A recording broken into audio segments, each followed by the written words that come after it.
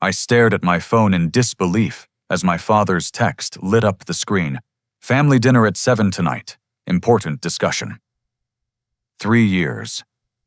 3 years since my entire family chose to skip my wedding because I married Sarah, a black woman they couldn't accept. Now my hotel chain just made national headlines for reaching $150 million in value, and suddenly Dad wants to talk. I looked at my wedding ring, remembering that empty church where only Sarah's family sat. Tonight, I would walk into their house with something they never expected. The morning of my wedding started with a phone call that shattered my world. I was adjusting my tie in the hotel mirror, nervous excitement bubbling in my chest when my phone rang. My father's voice came through cold and distant. "Larry, I'm afraid your mother and I won't be able to make it today. Patricia came down with something terrible overnight. Food poisoning, we think." My hands froze on the silk fabric. "Dad, it's my wedding day. Can't you just take some medicine and come anyway?" "Son, she's been vomiting all night. We can't risk getting everyone sick." The line went dead. I stood there in my black tuxedo staring at my reflection, trying to process what had just happened. 20 minutes later, my phone buzzed again. This time it was my sister, Amanda. "Larry, I am so sorry, but I can't make it. My car broke down on the highway and the tow truck says it'll be hours. There's no way I can get there in time." "Amanda, rent a car, take a cab. This is my wedding." "I'm in the middle of nowhere. There's nothing here. I'm devastated, but there's literally nothing I can do." Another hang-up. My chest started tightening as I paced the small hotel room. The third call came from my brother Jake, claiming his daughter had suddenly spiked a fever and needed emergency medical attention. Each excuse felt more hollow than the last, but I couldn't prove they were lying. By the time I arrived at Sacred Heart Church, my stomach was churning with a mixture of rage and heartbreak. The sanctuary looked beautiful. Sarah's family had transformed the space with white roses and golden ribbons, just like we'd planned. But as I walked down the aisle to take my position, the devastating reality hit me like a physical blow. The left side of the church reserved for my family and friends was completely empty, except for one person. My grandmother Rose sat alone in the front pew, her silver hair perfectly styled, wearing a navy blue dress I'd seen her wear to funerals. She gave me a sad smile and a small wave, but her presence only emphasized the absence of everyone else. The right side overflowed with Sarah's relatives. Her parents, siblings, cousins, college friends, and co-workers filled every seat. They were laughing, taking pictures, and radiating the joy that should have been shared by both our families. The contrast was humiliating and heartbreaking. When Sarah appeared at the back of the church, she took my breath away. Her dress was simple and elegant, her dark skin glowing against the white fabric. But when she saw the empty left side of the church, I watched her face fall. She recovered quickly, lifting her chin with the strength that made me fall in love with her, but I knew this moment would haunt both of us forever. During the ceremony, I kept glancing at the empty pews, wondering what our guests were thinking. Sarah's uncle walked her down the aisle since her father had passed away years earlier. When the minister asked if anyone objected, the silence from my side felt deafening. We exchanged vows with tears in our eyes, but they weren't entirely tears of joy. Sarah's voice trembled as she promised to love me through whatever challenges came our way. I knew she was thinking about the challenges we were already facing. The reception at the community center felt equally lopsided. Sarah's family filled the dance floor, celebrating with infectious energy, while my grandmother sat at a table by herself, politely, applauding but clearly uncomfortable. I spent most of the evening apologizing to Sarah's relatives for my family's absence, making up elaborate stories about sudden illnesses and emergencies. Around 10 o'clock, while Sarah was dancing with her cousins, I stepped outside for some air. That's when I saw a man in a dark suit walking toward me across the parking lot. I recognized him immediately as my family's lawyer, Thomas Harrison. Larry, I'm sorry to interrupt your celebration, but I have something that requires immediate attention. He handed me a thick manila envelope with my name written in my father's handwriting. My fingers shook as I opened it. Inside was a formal letter on my father's business letterhead, dated the day before my wedding. The words burned into my memory as I read.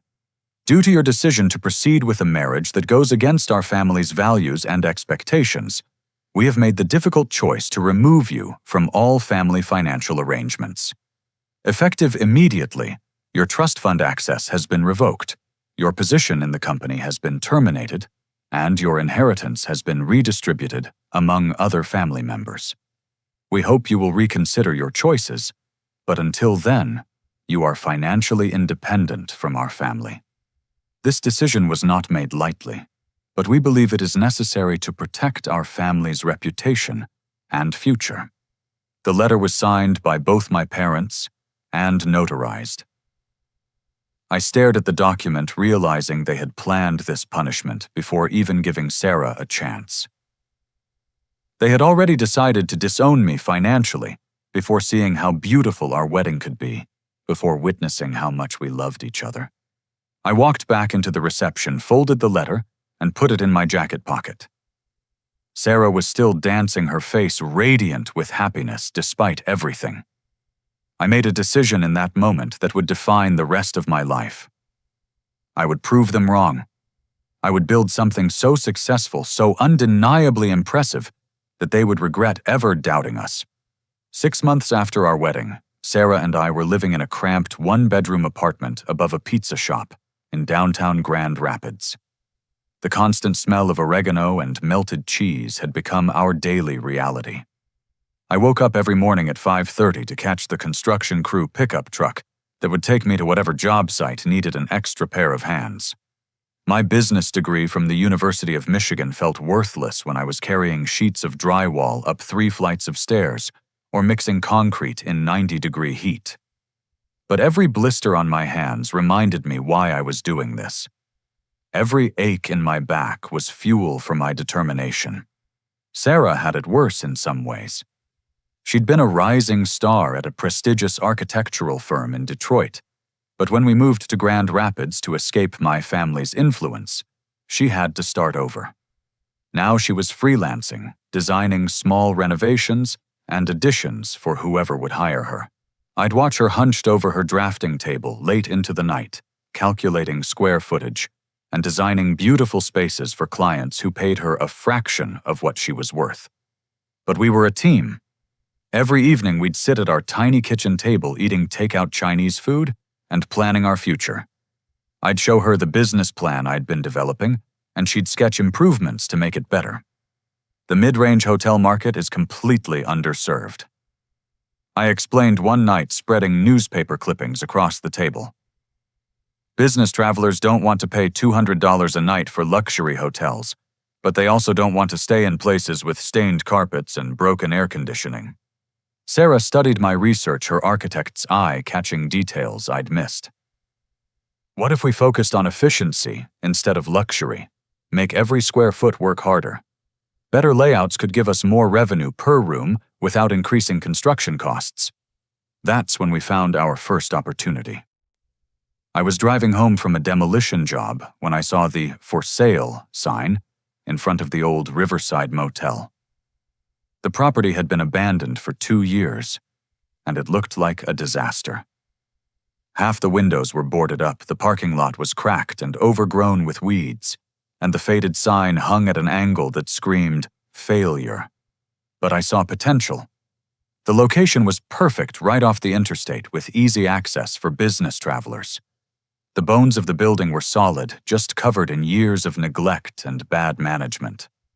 I called the number on the sign and learned the property was going to foreclosure auction the following week. The asking price was $80,000, which might as well have been $8 million given our financial situation. That night, Sarah and I created a presentation that would change our lives. She drew architectural plans showing how we could transform the old motel into something special. I wrote a business plan projecting occupancy rates and revenue based on the research I'd been collecting for months. The next morning we walked into First National Bank wearing our best clothes and carrying a folder full of dreams. The loan officer, a middle-aged woman named Carol Peterson, looked skeptical from the moment we sat down. "You want to borrow $80,000 to buy a condemned motel with no collateral and no business experience?" "We have collateral," Sarah said, sliding her architecture portfolio across the desk. "I have 7 years of experience designing commercial spaces. Larry has a business degree and 6 months of hands-on construction experience. We know exactly what we're doing." Carol flipped through Sarah's designs, and I watched her expression change. Sarah had a gift for making spaces feel both functional and beautiful. Her plans showed how we could increase the room count from 24 to 32, while making each room feel larger and more comfortable. "These designs are impressive," Carol admitted, "but you're asking us to bet on a very risky venture." I leaned forward. "The risk is minimal because we're not trying to compete with luxury hotels. We're targeting the gap in the market that everyone else is ignoring. Business travelers who want clean, efficient, affordable accommodations with modern amenities." 3 hours later, we walked out of the bank with a loan approval and a handshake. 2 weeks after that, we were the proud owners of the most run-down motel in Grand Rapids. The renovation was brutal. I worked construction during the day and came home to work on our own project until midnight. Sarah designed every detail from the room, layouts, to the color schemes, to the landscaping.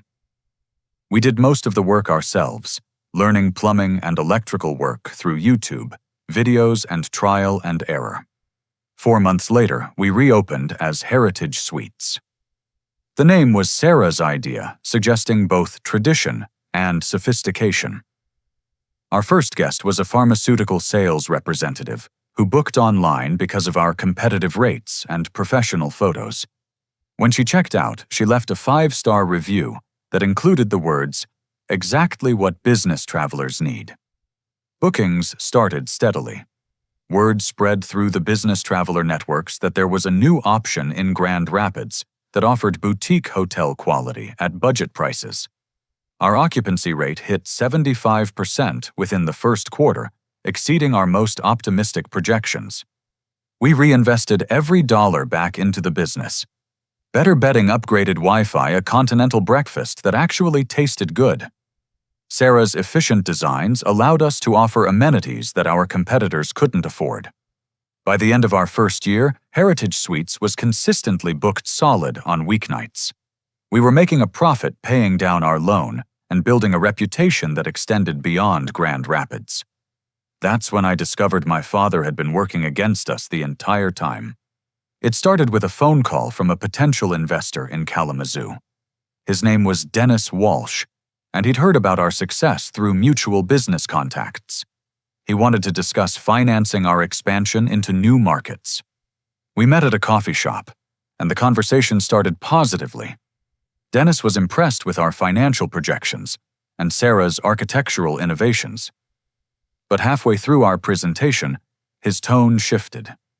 "I have to ask you about something," Dennis said, looking uncomfortable. "I spoke with Robert Harrison about your venture. He's well respected in the construction industry, and he had some concerns about your business model." My blood ran cold. Robert Harrison was my father. "What kind of concerns?" Sarah asked, her voice carefully controlled. "He suggested that your initial success might not be sustainable. Said you were cutting corners on safety inspections and using substandard materials.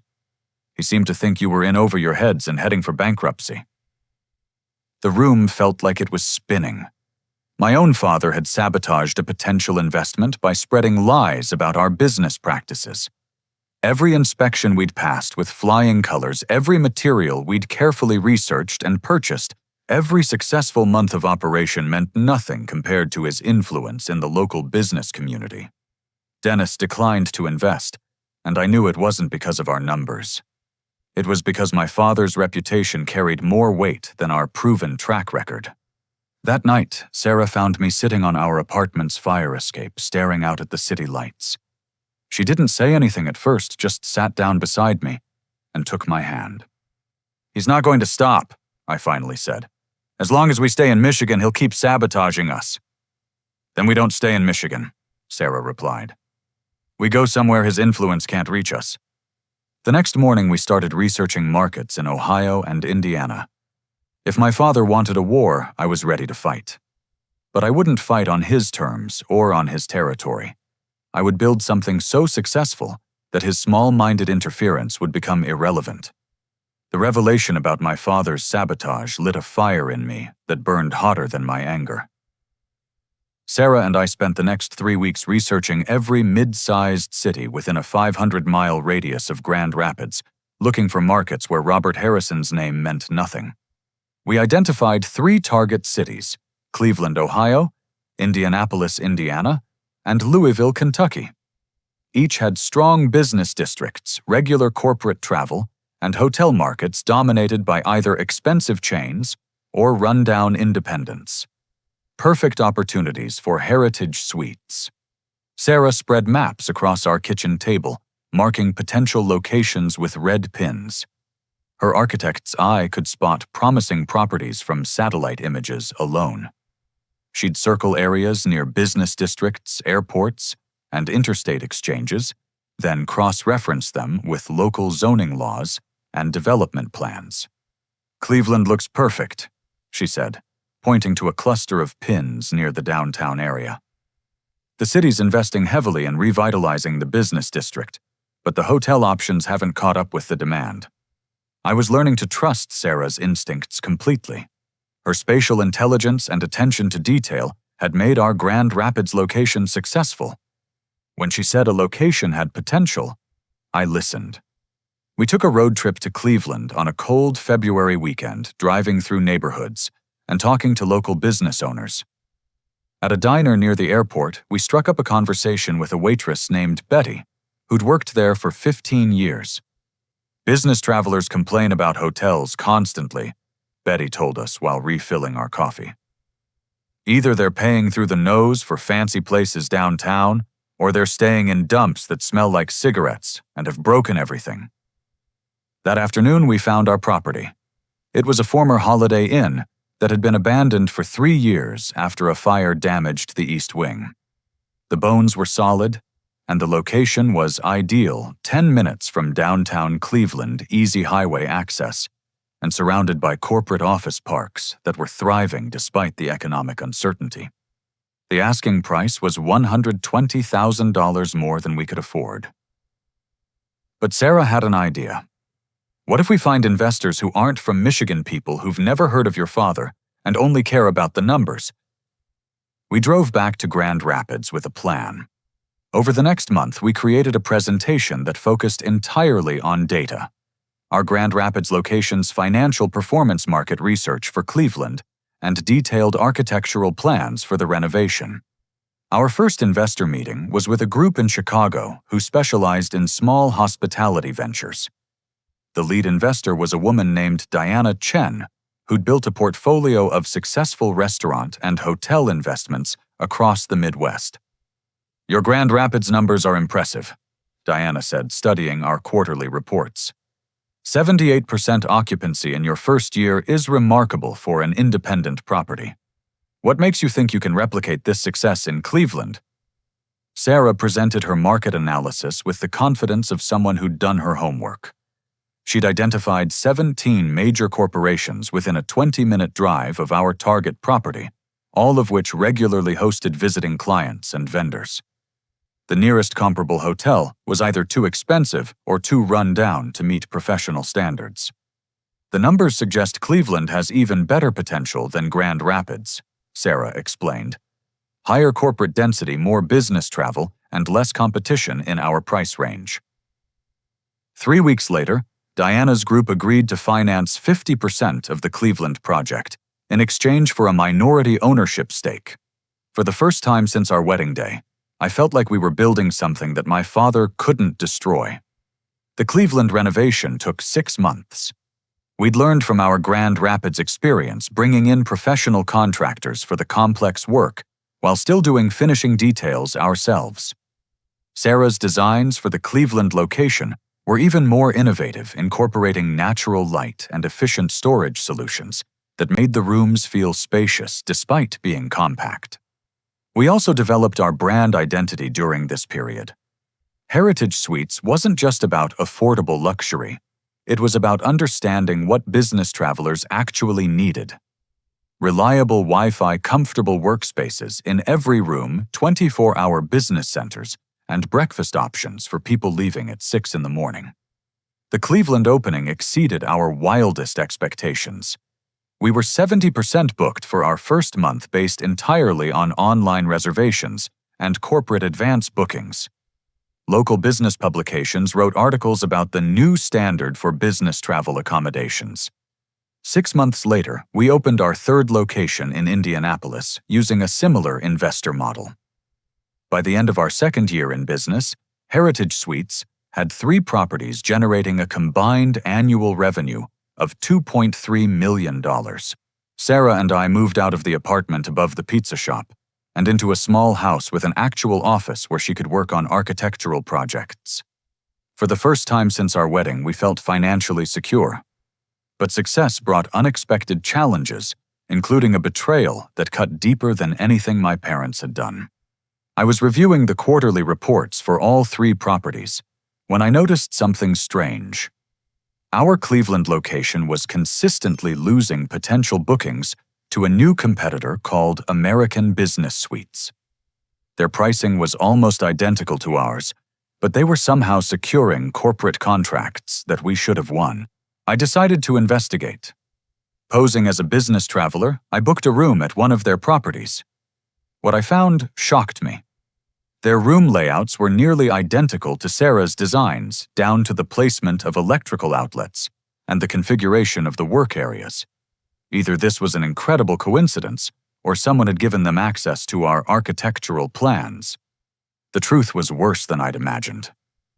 When I researched American Business Suites' ownership structure, I discovered that one of their primary investors was Rose Harrison. My grandmother, the only family member who'd attended our wedding, had secretly funded our direct competitor. I confronted her the following weekend, driving to her house in Grosse Pointe for the first time since my wedding day. She was waiting for me on her front porch, as if she'd been expecting this conversation. "Larry, sit down. We need to talk." "Grandma Rose, I know what you did. I know about American Business Suites." She sighed and adjusted her reading glasses. "I suppose you found out eventually. You always were smarter than your father gave you credit for. Why, you were the only one who supported me when I got married. You were the only one who came to the wedding." Rose looked at me with the same expression I'd seen at family dinners for 20 years. Patient, condescending, and ultimately dismissive. "I attended your wedding because appearances matter, Larry. But that doesn't mean I approved of your choices. That woman has been nothing but trouble for our family." The casual racism in her voice hit me like a slap. All this time, I'd believed that at least one person in my family had accepted Sarah and supported our marriage. The reality was that Rose had been playing a longer game, positioning herself to profit from our business model while undermining our success. "American Business Suites has been using our expansion plans because I told them where you were looking," Rose continued. "They've been underbidding you on properties because I kept them informed about your financial capabilities. I've been protecting our family's interests." I stood up to leave, but Rose grabbed my arm. "Before you storm off in righteous anger, consider this: your little hotel business is about to face some serious challenges. Jake's been making some poor decisions that could affect the whole family. You might want to think about rejoining us before it's too late." I pulled my arm away and walked back to my car without another word. The betrayal stung more than my parents' absence from our wedding, because I'd actually believed Rose cared about our happiness. But driving home, I realized something important. Rose's sabotage had actually made us stronger. By forcing us to compete against better-funded competitors, she'd pushed us to become more innovative, more efficient, and more focused on customer satisfaction. We weren't just surviving, we were thriving despite her interference. That night, Sarah and I made a decision that would change everything. Instead of trying to outcompete our copycat rivals, we would completely reinvent what Heritage Suites could be. We would stop playing their game and start playing our own. The morning after my confrontation with Rose, I woke up feeling something I hadn't experienced in months clarity. Sarah was already at her drafting table sketching ideas for what she called Heritage Suites 2.0. If they want to copy our old designs, she said without looking up, let them. We'll create something they can't replicate. Over the next 6 weeks, Sarah developed the most revolutionary hotel concept I'd ever seen. Instead of renovating existing buildings, we would construct modular hotels from prefabricated components. Each room would be built in a factory, transported to the site, and assembled like giant building blocks. The advantages were staggering. Construction time dropped from 6 months to 6 weeks. Costs decreased by 30% because of factory efficiency and bulk purchasing. Quality control improved dramatically because every room was built in a controlled environment. Most importantly, the system was scalable in ways that traditional hotel development never could be. Look at this, Sarah said, showing me her latest drawings. Each module contains a complete guest room with bathroom workspace and climate control. They connect through standardized interfaces so we can configure them for different site requirements. 20 rooms, 50 rooms, 100 rooms, all using the same basic components. But the real innovation was in the guest experience. Sarah had designed smart room technology that integrated with mobile apps, allowing guests to control everything from lighting to temperature to entertainment before they even arrived. Check-in and check-out could happen entirely through their phones, eliminating wait times and reducing staffing costs. Business travelers don't want luxury, Sarah explained. They want efficiency, reliability, and convenience. This gives them exactly that. We found a manufacturing partner in Ohio who specialized in modular construction for schools and hospitals. Their quality standards were higher than anything used in traditional hotel construction, and their production capacity could support rapid expansion. Our first modular heritage suite opened in Indianapolis 6 months later. The construction process attracted local media attention because it looked like nothing anyone had seen before. Trucks arrived with fully formed room modules that were lifted into place by cranes and connected with precision engineering. The guest response was immediate and overwhelming. Business travelers loved the seamless technology integration and the consistent quality across every room. Corporate travel coordinators appreciated the simplified booking and billing systems. Within 3 months, our Indianapolis modular location was operating at 92% occupancy. But the real breakthrough came when we started franchising the modular concept. Entrepreneurs across the country wanted to open heritage suites in their markets, but traditional hotel development required millions in upfront investment and months of uncertain construction.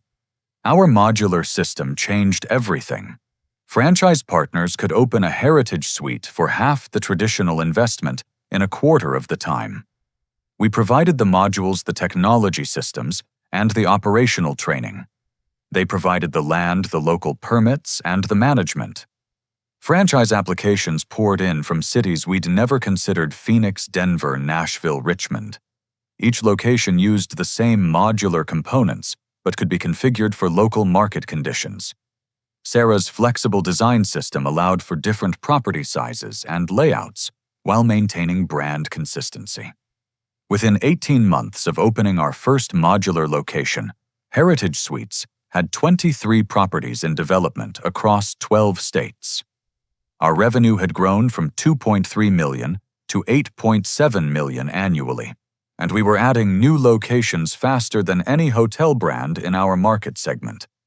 Sarah and I bought our first house during this period, a beautiful craftsman home in Ann Arbor, with enough space for the family we were planning.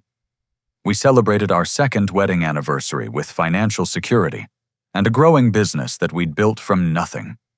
The best news came on a warm spring evening when Sarah told me she was pregnant.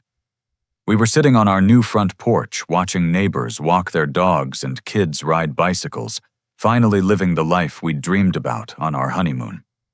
Heritage Suites. Junior will be born into a very different world than we started with. Sarah said, holding my hand and smiling. But success brought scrutiny, and scrutiny revealed the depth of my family's sabotage efforts. It started with a routine inspection at our Cleveland property. The city building inspector, a man named Frank Morrison, seemed nervous throughout the process. He questioned every aspect of our construction and requested documentation that went far beyond standard requirements. "Just being thorough," he kept saying, but his behavior felt suspicious.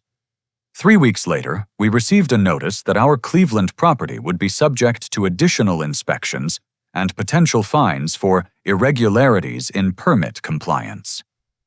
The accusations were vague, but serious enough to delay our planned expansion into Columbus. I hired a private investigator named Patricia Walsh to look into the situation. What she discovered made my stomach turn. Frank Morrison had been receiving monthly payments from Robert Harrison for over a year. The payments weren't large enough to attract attention from city oversight, but they were regular and consistent.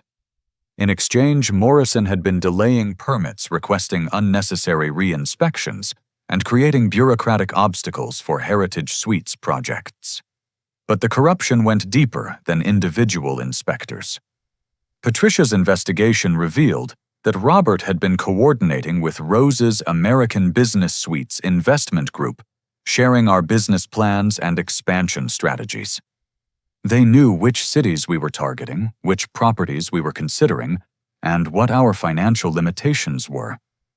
"Your father has been running a systematic campaign to undermine your business for over 2 years, Patricia told me. He's been bribing inspectors, feeding information to competitors, and spreading rumors about your financial stability to potential partners. The evidence was overwhelming bank records, recorded phone conversations, and email exchanges between Robert and various business contacts. My family hadn't just rejected me personally, they had actively worked to destroy the life Sarah and I were building together. The corruption scandal actually helped our business in unexpected ways. When the story broke in local media, Heritage Suites was portrayed as the victim of unfair business practices. Our brand became associated with integrity and perseverance rather than just affordable luxury. More importantly, the legal resolution cleared all the delayed permits simultaneously, allowing us to accelerate our expansion timeline. Projects that had been stalled for months suddenly moved forward with official approval. But the personal cost was devastating. Learning that my entire family, including Rose, had conspired against our success destroyed any remaining hope for reconciliation. These weren't just people who disapproved of my marriage. They were actively sabotaging my livelihood and threatening my ability to provide for Sarah and our coming child. The night after Patricia showed me the evidence, I sat in our nursery, assembling a crib for the baby, who would be born in 4 months. Sarah found me there at 2 a.m. staring at the instruction manual without really seeing it. "They're not going to change," I said. "Even if we become successful beyond their wildest imagination, they'll never accept us." Sarah sat down beside me on the floor. "Then we stop trying to earn their acceptance. We focus on building something so successful that their opinion becomes irrelevant." She was right. The corruption scandal had taught us that we couldn't build our future while looking backward. Heritage Suites would succeed not because my family supported us, but in spite of their interference. Over the next 6 months, we implemented the most aggressive expansion strategy in our company's history. New franchise locations opened monthly. Our modular construction system proved so efficient that we consistently delivered projects ahead of schedule and under budget. By the time our daughter Emma was born, Heritage Suites operated 38 properties across 15 states, with an annual revenue approaching $25 million. Emma's birth announcement included a photo of her tiny hand holding a Heritage Suites room key, symbolizing the legacy we were building for her future. But we had no idea how dramatically our success was about to accelerate, or how my family's financial desperation would finally force a reckoning that none of us could avoid. Emma's first months were a whirlwind of sleepless nights and business expansion. Sarah had taken 3 months off from active design work, but she couldn't resist reviewing franchise applications and suggesting improvements to our modular designs from her rocking chair during late-night feedings. Phoenix wants to add 50 rooms to their initial configuration, she told me one morning, bouncing Emma on her lap while studying architectural plans. The tourist season overlap with business travel could make them our highest-grossing location. I was learning to balance fatherhood with running a rapidly growing company. Most mornings, I'd feed Emma while reviewing revenue reports from our 38 locations. The numbers were consistently exceeding projections, but the real breakthrough was still ahead of us. The turning point came when Patricia Walsh, my private investigator, called with urgent news about my brother Jake's situation. "You need to see this," she said, arriving at our house with a manila envelope thick enough to be a novel. "Your family's financial problems are worse than anyone realizes." Inside were bank statements, credit reports, and gambling records that painted a devastating picture. Jake had accumulated over $300,000 in gambling debts over the past 2 years. He'd been borrowing against Robert's construction company to cover his losses, but the gambling had spiraled completely out of control. More shocking was the evidence that Jake owed money to people who didn't accept excuses or payment plans. Patricia had photographs of threatening letters and documentation of phone calls from debt collectors who weren't using legal channels. "Your brother's in real danger," Patricia explained. "These creditors have been known to use physical intimidation when people don't pay. They're threatening his wife and kids if he doesn't settle his debts within 60 days. But the most revealing discovery was a series of text messages between Jake and my father discussing their Larry problem. The messages made it clear that Robert's sabotage of my business wasn't just about disapproving of my marriage. They had been hoping to force me to fail financially, so I'd have to come back to the family for help, giving them leverage to control my life. "We need Larry to need us," one message from Robert read. "Once his hotel thing fails, he'll have to choose between his wife and his family's financial support." The strategy had backfired spectacularly.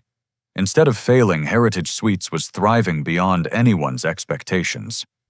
Meanwhile, their own financial situation had deteriorated to the point of crisis. That same week, we received news that would change everything. Forbes magazine wanted to feature Heritage Suites in their annual Companies to Watch issue. The journalist Maria Santos had been tracking our growth for 6 months and was impressed by our innovative approach to hospitality. "You've created something unique in the industry," Maria told me during our interview. "Modular construction combined with technology integration at scale. No one else is doing this successfully." The Forbes article led to a cascade of media attention. CNN invited me for a business segment about innovative small companies. Entrepreneur magazine wanted to feature our story as an example of building success from setbacks. Harvard Business School requested case study materials about our modular franchise model. But the real validation came from industry recognition. The American Hotel and Lodging Association invited me to present our modular concept at their national conference in Las Vegas. Standing on that stage explaining our innovation to hotel executives from around the world, I felt like I'd finally proven my worth in terms that even my family couldn't dismiss. The conference presentation led to our biggest breakthrough yet. A private equity firm specializing in hospitality acquisitions approached us about rapid national expansion. Their proposal was simple. They would provide the capital for us to open Heritage Suites locations in 50 major markets within 18 months. "Your modular system makes rapid scaling possible in ways that traditional hotel development never could," explained Marcus Thompson, the lead partner. "We want to help you become a national brand before competitors copy your innovations." After months of negotiations, we agreed to a partnership that valued Heritage Suites at $45 million. The deal provided enough capital to establish locations in every major business travel market in the United States, while maintaining Sarah's and my control over design and operations. Sarah's second pregnancy announcement came just as we were signing the expansion deal. Emma was learning to walk babbling constantly and showing signs of inherited curiosity about how things worked. The idea of giving her a sibling while building a national business empire felt like the perfect completion of our family dream. Heritage Suites will be Emma's legacy. Sarah said, watching our daughter play with blocks that she insisted on stacking in perfect architectural symmetries. By the time she's old enough to understand business, we'll have built something truly special. The rapid expansion exceeded our most optimistic projections. Our modular system allowed us to open new locations every 2 weeks.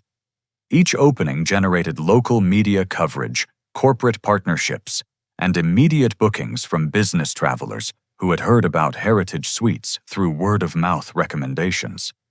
By Emma's first birthday, we operated 87 locations across 26 states. Annual revenue had reached $58 million, and our occupancy rates consistently exceeded industry averages by 15 to 20 percentage points. The success attracted attention from major hotel chains who wanted to acquire Heritage Suites or license our modular technology. We declined all offers determined to maintain control over our vision and growth strategy. But success also brought scrutiny that would reveal the full extent of my family's financial desperation and set up the confrontation that neither of us could avoid much longer. The breakthrough moment came during a live television interview with CNBC about innovative business models in hospitality. The interviewer, Jennifer Walsh, had done thorough research about Heritage Suites' origins and my family background. "You've built this success despite some significant personal challenges," she said. "Your family didn't support your marriage or your early business ventures. How does it feel to prove them wrong?" I'd prepared for this question, but answering it on national television felt cathartic in ways I hadn't expected. Building Heritage Suites taught me that real family isn't about blood relationships or inherited money, I replied. It's about the people who support your dreams and help you become the person you're meant to be. Sarah and Emma are my real family. The interview aired during prime business hours, reaching millions of viewers. Within hours, our website crashed from the volume of franchise inquiries. Corporate travel coordinators began calling to establish preferred partnerships. Hotel industry analysts published reports upgrading Heritage Suites' projected valuation. Most significantly, the publicity triggered a comprehensive business valuation that shocked everyone, including me. When the investment banking firm completed their analysis 3 weeks later, Heritage Suites was worth $112 million. The number felt surreal. Sarah and I had gone from living above a pizza shop to building a business worth over $100 million in less than 4 years. Emma would grow up financially secure in ways that most people could never imagine. But the real test was still coming. The media attention that had made our success so visible to the world had also made it impossible for my family to ignore. The same week that our valuation hit the news, I received the text message that would force a final confrontation with the people who had tried so hard to destroy what we'd built. The morning of the CNBC interview, Sarah was experiencing morning sickness from her second pregnancy, while trying to manage Emma, who was going through a phase of refusing to wear clothes.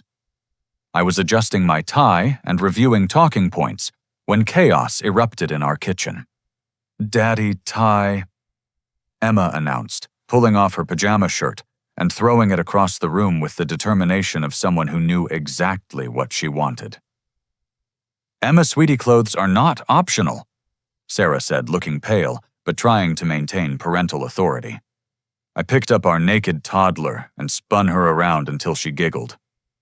"How about we make a deal? You wear clothes and Daddy will teach you to tie shoes later." "Deal!" Emma shouted, clapping her hands. Moments like these reminded me why building Heritage Suites mattered. Emma would grow up in a world where her parents had created something meaningful, where financial security allowed us to focus on what really mattered: family love, and building a legacy worth passing on. The CNBC interview went better than I'd hoped. Jennifer Walsh's questions were challenging but fair, and I felt confident discussing our modular innovations and expansion strategy. When she asked about my family's lack of support, I answered honestly, but without bitterness. "Sometimes the people who are supposed to support you can't see your vision," I said. "That's when you have to trust yourself and the people who do believe in you." The response was immediate and overwhelming. Our website received over 12,000 franchise inquiries within 24 hours. Corporate travel coordinators from Fortune 500 companies called to establish partnerships. Hotel industry publications requested exclusive interviews about our disruptive approach to hospitality. But the real breakthrough came 3 weeks later when Goldman Sachs completed an unsolicited business valuation for their hospitality industry report. Their analysis concluded that Heritage Suites' innovative model and rapid growth trajectory justified a current valuation of $150 million. $150 million. I stared at the number in the official report, trying to process what it meant. Sarah and I had built a business worth more than my father's construction company, Rose's Investments, and my family's combined net worth. The people who had dismissed us as naive dreamers making a terrible mistake had been surpassed by the very thing they'd tried to destroy. The valuation triggered a media frenzy. Forbes moved us to their main cover story. CNN scheduled a prime-time special about millennial entrepreneurs disrupting traditional industries. Harvard Business School invited me to guest lecture about innovative business models. The attention culminated with an invitation to the White House Small Business Summit, where I would represent innovative hospitality companies in a panel discussion about economic growth and job creation. Standing in the East Room shaking hands with senators and cabinet members, I thought about how impossible this moment would have seemed 4 years earlier when my family was cutting me out of their wills. But success brought unexpected pressures. Our rapid growth had attracted attention from major hotel chains who viewed Heritage Suites as either a potential acquisition target or a competitive threat. Marriott sent representatives to discuss partnership opportunities. Hilton executives hinted at licensing deals for our modular technology. We declined all offers determined to maintain control over our vision. Heritage Suites would grow on our terms, according to our values, creating the kind of company culture that reflected Sarah's and my beliefs about treating employees and customers with genuine respect. The morning the Forbes cover story hit newsstands, featuring Sarah, Emma, and me standing in front of our newest location in Denver. My phone buzzed with a text message that made my stomach drop. "Family dinner at 7 tonight. Important discussion." The sender was listed as Dad in my contacts, though I hadn't spoken to Robert Harrison in over 3 years. The timing wasn't coincidental. The same day that Heritage Suites achieved national recognition for reaching $150 million in value, my father suddenly wanted to have an important discussion. I showed the message to Sarah, who was feeding Emma breakfast while reviewing architectural plans for our West Coast expansion. "He's seen the Forbes article," she said without looking up. "The question is whether you want to find out what he wants." I spent the day researching my family's current financial situation, using the same investigative resources that had revealed their sabotage efforts. What I discovered explained everything about the timing of Robert's text message. Harrison Construction was facing bankruptcy within 60 days. Jake's gambling debts had forced them to liquidate most of their equipment and lay off 80% of their workforce. Robert had been borrowing against the company's remaining assets to cover operating expenses, but creditors were no longer willing to extend payment deadlines. Amanda's medical school loans were in default, threatening her ability to complete her residency program. Rose's investment portfolio had suffered major losses when American Business Suites failed to compete effectively against our improved modular designs. My entire family was drowning in debt, while the son they'd disowned was featured on magazine covers as a business success story. The irony was almost poetic, except that these were real people facing real consequences for choices they'd made over years. Patricia Walsh provided the final piece of the puzzle-recorded phone conversations between family members discussing their Larry strategy. The conversations revealed that they'd spent months planning how to approach me for financial assistance, debating whether to apologize for their treatment of Sarah or to focus on family obligations. "They're going to try emotional manipulation first," Patricia warned me. "Appeals to family loyalty, shared history, your responsibility to help relatives in crisis.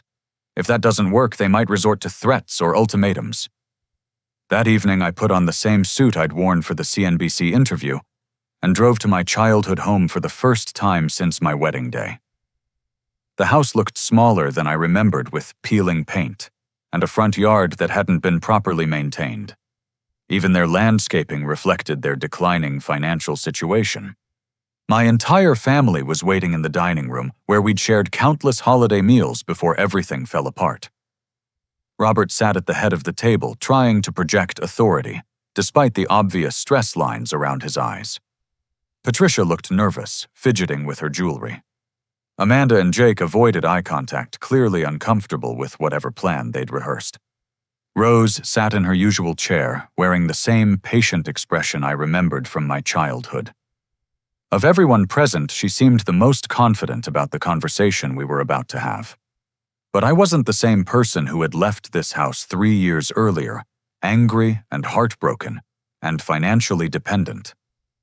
I was the CEO of a $150 million company, the husband of a brilliant architect, and the father of a daughter who would never doubt that her parents loved and supported her dreams. The family dinner was about to begin, but this time I would control the conversation.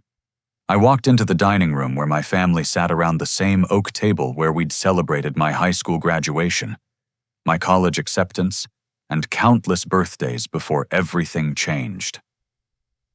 The room felt smaller and shabbier than I remembered, with faded wallpaper and chairs that needed reupholstering. Robert cleared his throat and attempted a smile that looked more like a grimace. "Larry, thank you for coming. I know it's been too long since we've all been together. 3 years, 2 months, and 16 days, I replied, taking the empty seat across from him. "Not that I've been counting." Patricia jumped in quickly, as if she'd rehearsed this part. "We've been following your success in the news. The Forbes article was wonderful. We're so proud of what you've accomplished." The word proud hung in the air like a bad smell. These people had actively sabotaged my business-spread lies about my financial stability and bribed government inspectors to delay my projects. Now they were claiming pride in the success they'd tried to prevent. Amanda shifted uncomfortably. "Larry, we know there have been misunderstandings between us. Family relationships are complicated, and maybe we all made mistakes." Misunderstandings. I pulled out my phone and set it on the table. "Would you like me to play the recorded conversations where you discuss strategies for destroying my marriage, or should we start with the bank records showing payments to corrupt inspectors?" The color drained from Robert's face. Jake actually flinched. Only Rose maintained her composure, watching me with the calculating expression I'd seen her use during business negotiations. "I hired investigators," I continued. "Professional, thorough people who document facts rather than spreading family gossip. I know about Jake's gambling debts, Amanda's defaulted loans, and the impending bankruptcy of Harrison Construction. I know about Rose's failed investment in American Business Suites and the coordinated effort to steal my business plans." Patricia started crying, but they felt like performance tears rather than genuine emotion. "Larry, we're family. Whatever mistakes were made, we should be able to work through them together." "Family," I repeated. "Let me tell you what I've learned about family over the past 3 years." I stood up and walked to the window overlooking the backyard where I'd played as a child. The swing set was still there, rusted and overgrown with weeds. Family means Sarah staying up all night helping me prepare investor presentations when she was exhausted from her own work. Family means our friends from Heritage Suites sending flowers when Emma was born, even though they'd only known us for 2 years. Family means Sarah's parents flying to Michigan to babysit Emma so I could attend business conferences. I turned back to face them. Family does not mean skipping someone's wedding because you disapprove of their spouse's race. Family does not mean bribing government officials to sabotage someone's livelihood. Family does not mean spreading lies about someone's business to prevent their success. Rose finally spoke, her voice steady and cold. You've made your point, Larry. We understand you're angry, but anger doesn't solve the practical problems we're facing. Jake's creditors aren't interested in family drama. They want their money, and they're threatening violence if they don't get it. Here's my practical solution, I said, sitting back down. Heritage Suites will purchase the remaining assets of Harrison Construction for $200,000. That's enough to pay Jake's debts and prevent bankruptcy. Robert and Jake can continue working as employees under new management with salaries based on performance rather than ownership. Robert looked stunned. You want to buy my company? I want to prevent my nephew and niece from having their father murdered by loan sharks. The business acquisition is just the mechanism. I pulled a folder from my briefcase and set it on the table. The purchase contract includes several non-negotiable conditions. First, Jake enters a residential treatment program for gambling addiction. Second, Amanda gets help with her medical school loans through Heritage Suites' Employee Education Assistance Program. Third, you all issue public apologies for your treatment of Sarah and for your attempts to sabotage our business. Patricia wiped her eyes. Public apologies? Full-page ads in the Grand Rapids Press and Detroit Free Press acknowledging that you were wrong about Sarah and expressing regret for your behavior. You'll also record video statements that will be posted on Heritage Suites' website. Jake finally spoke up. What if we refuse? I shrugged. Then you handle your creditor problems yourself. I'll go home to my wife and daughter, and you'll never see or hear from me again. Emma will grow up knowing she has grandparents and relatives, but that they chose money and prejudice over family relationships. The room fell silent. I could see them calculating, weighing their pride against their financial desperation. Rose broke the silence. What about ongoing relationships? If we agree to your terms, what kind of contact will you allow with Emma? That depends entirely on your behavior going forward.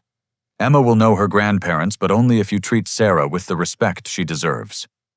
The first racist comment, the first condescending attitude, the first attempt to undermine our marriage will end all contact permanently. I stood up to leave. You have 48 hours to decide. After that, the offer expires and I focus my attention on people who actually deserve it. Amanda called after me as I reached the door. Larry, wait. I'm sorry. I'm genuinely sorry for everything. I was scared of disappointing Dad, and I let that fear make me cruel. Sarah didn't deserve any of what we did to her. I looked at my sister, seeing genuine remorse for the first time. Apologies are a start, Amanda. But trust has to be earned through actions, not just words.